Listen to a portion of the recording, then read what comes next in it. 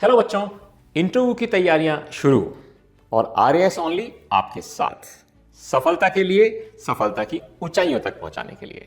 आज मैं एक बहुत इंटरेस्टिंग बात आपसे करना चाह रहा हूं। डेफ भर रहे हैं बच्चे। अब ने मुझसे पूछना शुरू किया उन्होंने कि सर डेफ के अंदर कई हॉबीज और एक्स्ट्रा करिकुलर एक्टिविटीज की तो बात ही नहीं पूछी।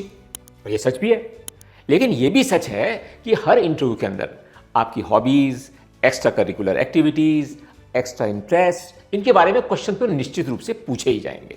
अर्थात इस स्टेज पर जबकि आप डेफ भर रहे हैं तो आप चिंता मत करिए, लेकिन जैसे ही डेफ सबमिट कर दें, उठाइए एक कागज और एक पेंसिल और लिखना शुरू करिए कि क्या क्या एक्स्ट्रा करिकुलर एक्टिविटीज में आपने पार्टिसिपेट किया है, स्कूल लेवल से कॉलेज लेवल तक, और क्या आपकी हॉबीज हैं।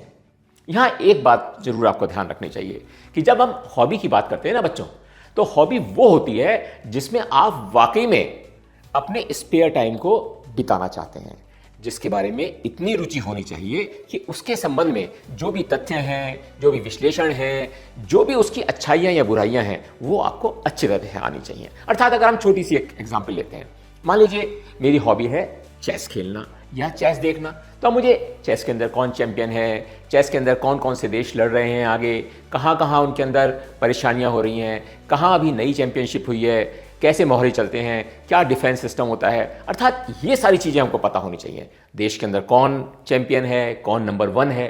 अर्थात मेरा कहने का मतलब ये है कि जब भी आप कोई हॉबी चुन रहे हैं तो हमें ये ध्यान रखना है कि उसके बारे में विस्तृत नॉलेज होनी चाहिए और फिर एक्चुअल में आपके द्वारा वो करा होना चाहिए। मैं आपको छोटा सा उदाहरण बताता हूं। मैंने एक मॉक इंटरव्यू के अंदर यूपीएससी के एक बच्चे से पूछा कि क्या आप ड्राइंग बनाना जानते हैं। उसने कहा हाँ। तो मैंने कहा बनाओ।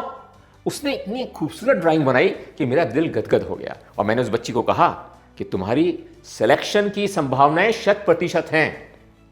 आप ये मेरा इंटरव्यू जो मैंने मॉक इंटरव्यू लिया था नेहा बनर्जी का, यूपीएससी के मॉक इंटरव्यू के रूप में यूट्यूब पर देख सकते हैं। बच्चों, मेरा कहने का मतलब यह है कि जब आप एक्स्ट्रा करिकुलर एक्टिविटीज के बारे में सोच रहे हैं तो याद रखिए, गांव जाना भी एक एक्स्ट्रा करिकुलर एक्टिविटी है। गांव वालों की समस्याओं को सुनना और उसके बारे में अपने मन को बनाना, यह भी एक एक्स्ट्रा करिकुलर एक्टिविटी है। अर्थात वो सभी चीजें जो कि पढ़ाई में नहीं शामिल हुई हो, लेकिन आपकी जिंदगी को आगे ले जाने में, आपकी जिंदगी को समृद्ध बनाने में, रोशनीमय बनाने में अपना बहुत इंपॉर्टेंट रोल प्ले करती रही हैं। तो याद रखिए, भले ही डेफ में नहीं भरना, लेकिन इमीडिएटली आपको हॉबीज और एक्स्ट्रा करिकुलर एक्टिविटीज के बारे में अपनी तैयारी कर लेनी चाहिए। और फिर भी किसी को दिक्कत आ रही हो, परेशानी आ रही हो कि कौन सा हमारे को करिकुलर एक्टिविटीज और कौन सी एक्स्ट्रा करिकुलर एक्टिविटीज और कौन सी हॉबीज के बारे में तैयारी करनी है, तो आइए आरएएस ओनली के ऑफिस, वहां मैं आपको मिलूंगा, आपको अच्छी तरह समझाऊंगा अपने इतने सालों के आईएएस के अंदर एक्सपीरियंस को, करीब करीब 37 साल के, और उसके बाद 7 साल के यूपीएससी के मॉक इंटरव्यूज, ना जाने कितनी बार आरएएस के मॉक इंटरव्यूज के एक्सपीरियंस के आधार पर आपको हम तैयार करेंगे आरएएस ओनली में और पक्का बना देंगे सफलता के लिए। Thank you very much.